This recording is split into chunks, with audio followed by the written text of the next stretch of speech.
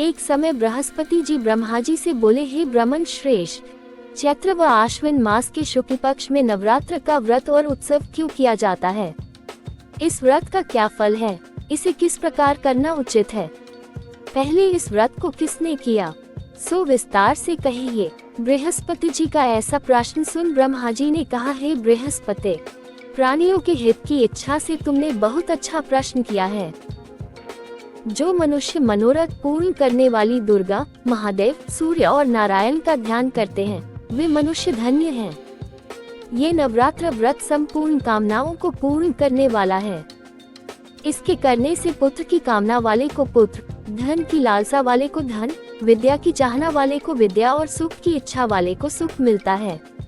इस व्रत को करने से रोगी मनुष्य का रोग दूर हो जाता है, मनुष्य की संपूर्ण विपत्तियां दूर हो जाती है और घर में समृद्धि की वृद्धि होती है, बंध्या को पुत्र प्राप्त होता है, समस्त पापों से छुटकारा मिल जाता है और मन का मनोरथ सिद्ध हो जाता है।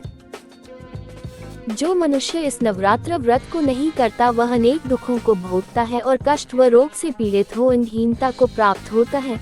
उसके संतान नहीं होती और वह धन धान्य से रहित हो, भूख और प्यास से व्याकुल घूमता फिरता है तथा संज्ञाहीन हो जाता है।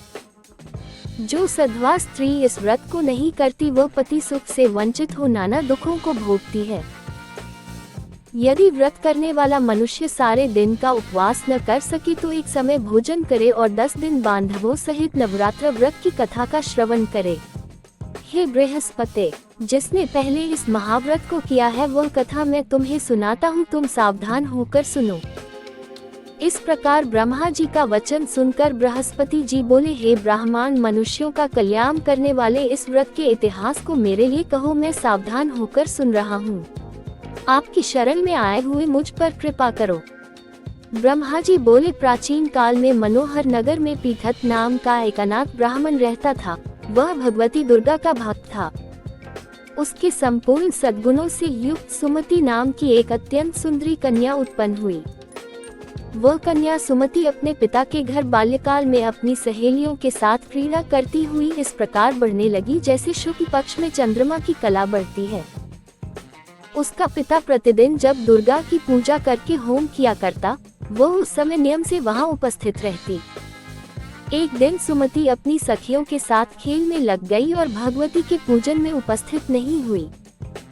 उसके पिता को पुत्री की ऐसी असावधानी देखकर क्रोध आया और वह पुत्री से कहने लगा, अरे दुष्ट पुत्री, आज तूने भगवती का पूजन नहीं किया, इस कारण मैं किसी कुष्ठ रोगी या दरिद्र मनुष्य के साथ तेरा विवाह करूंगा।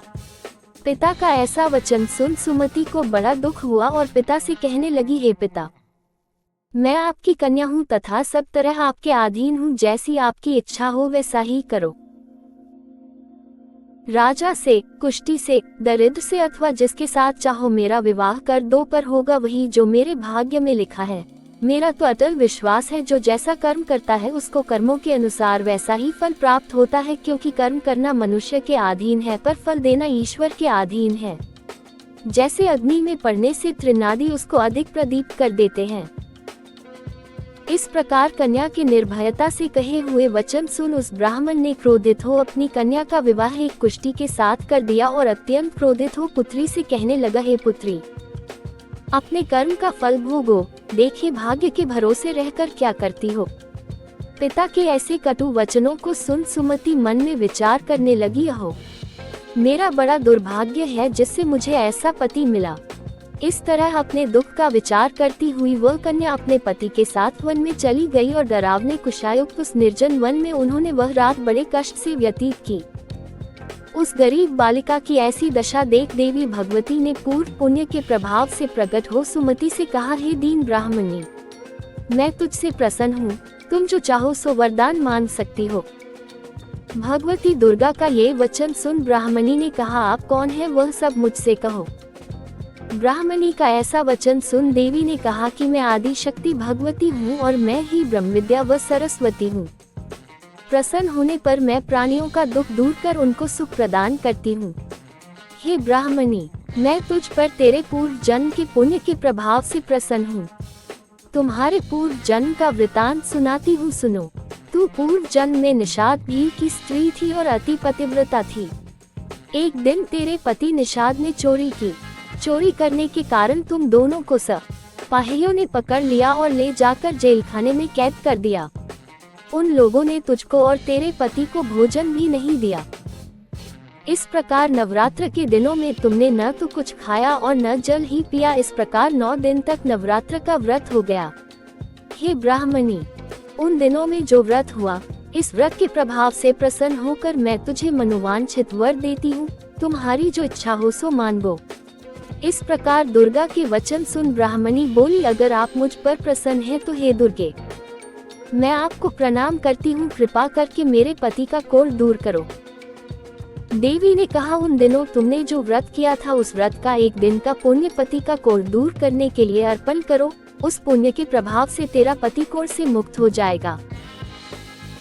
ब्रह्मा जी बोले। इस प्रकार देवी के वचन सुन वह ब्राह्मणी बहुत प्रसन्न हुई और पति को निरोग करने की इच्छा से जब उसने तथास्तु ठीक है ऐसा वचन कहा, तब उसके पति का शरीर भगवती दुर्गा की कृपा से कुष्ठ रोग से रहित हो अति कांतिवान हो गया।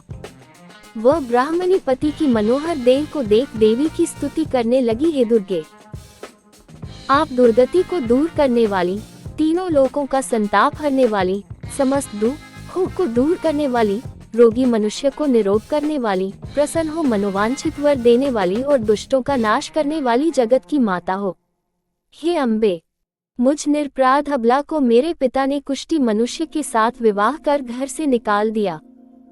पिता से तिरस्कृत निर्जन वन में विचर रही हूँ। आपने मेरा इस विपदा से उद्धार किया है। हे देवी, आपको प्रणाम करती हूँ, मेरी रक्षा करो। ब्रह्मा जी बोले, हे बृहस्पति, उस ब्राह्मणी की ऐसी स्तुति सुन देवी बहुत प्रसन्न हुई और ब्राह्मणी से कहा, हे ब्राह्मणी, तेरे उदाले नामक अति बुद्धिमान, धनवान, कीर्तिवान और जितेंद्रिय पुत्र शीघ्र उत्पन्न होगा। ऐसा वर प्रदान कर देवी ने ब्राह्मणी से फिर कहा कि हे ब्राह्मणी, और जो कुछ तेरी इच्छा हो वह मांग ले।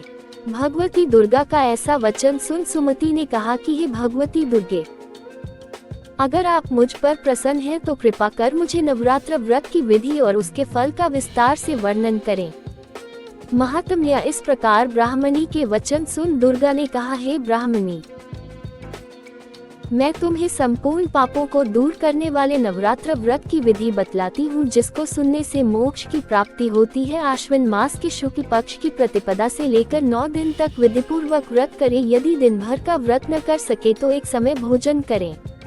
विद्वान ब्राह्मणों से पूछकर घट स्थापन करें और वाटिका बनाकर उसको प्रतिदिन जल से सींचें। महाकाली, महालक्ष्मी और महासरस्वती देवी की मूर्तियां स्थापित कर उनकी नित्य विधि सहित पूजा करें और पुष्पों से विधि पूर्वक अर्घ्य दें। बिजौरा के फल से अर्घ्य देने से रूप की प्राप्ति होती है। जायफल से अर्घ्य देने से कीर्ति, दाख से अर्घ्य देने से कार्य की सिद्धि होती है। आंवले से अर्घ्य देने से सुख की प्राप्ति और केले से अर्घ्य देने से आभूषणों की प्राप्ति होती है। इस प्रकार पुष्पों व फलों से अर्घ्य देकर व्रत समाप्त होने पर 9वें दिन यथा विधि हवन करें। खांड, घी, गेहूं, शहद, जौ, तिल, बिल, बेल, नारियल, दाख और कदम आदि से हवन करें। गेहूं से होम करने से लक्ष्मी की प्राप्ति होती है। खीर एवं चंपा के पुष्पों से धन की और बेल पत्तों से तेज व सुख की प्राप्ति होती है। आंवले से कीर्ति की और केले से पुत्र की, कमल से राज सम्मान की और दाखों से संपदा की प्राप्ति होती है। खांड, घी, नारियल, शहद, जौ और तिल तथा फलों से होम करने से मनोवांछित वस्तु की प्राप्ति होती है। व्रत करने वाला मनुष्य इस विधि विधान से होम कर आचार्य को अत्यंत नम्रता के साथ प्रणाम करे और यज्ञ की सिद्धि के लिए उसे दक्षिणा दे। इस प्रकार बताई हुई विधि के अनुसार जो व्यक्ति व्रत करता है उसके सब मनोरथ सिद्ध होते हैं, इसमें तनिक भी संदेह नहीं है। इन 9 दिनों में जो कुछ दान आदि दिया जाता है उसका करोड़ों गुना फल मिलता है। इस नवरात्र व्रत करने से अश्वमेध यज्ञ का फल मिलता है। हे ब्राह्मणी, इस संपूर्ण कामनाओं को पूर्ण करने वाले उत्तम व्रत को तीर्थ, मंदिर अथवा घर में विधि के अनुसार करें। ब्रह्मा जी प्रार्थना। हे परमेश्वरी, मेरे द्वारा रात दिन सहस्त्रों अपराध होते हैं, यह मेरा दास है, समझकर मेरे अपराधों को क्षमा करो। हे परमेश्वरी, मैं आह्वान, विसर्जन और पूजन करना नहीं जानता, मुझे क्षमा करो। हे सुरेश्वरी, मैंने जो मंत्रहीन, क्रियाहीन, भक्तियुक्त पूजन किया है वह स्वीकार करो। हे परमेश्वरी, अज्ञान से, भूल से अथवा बुद्धि भ्रांति से जो न्यूनता अथवा अधिकता हो गई है उसे क्षमा करिए तथा प्रसन्न होइए। जाप मंत्र वही क्लीं चामुंडाय विच्चे नमः। मनोकामना सिद्धि के लिए इस मंत्र को 108 बार या सुविधा अनुसार जाप करें।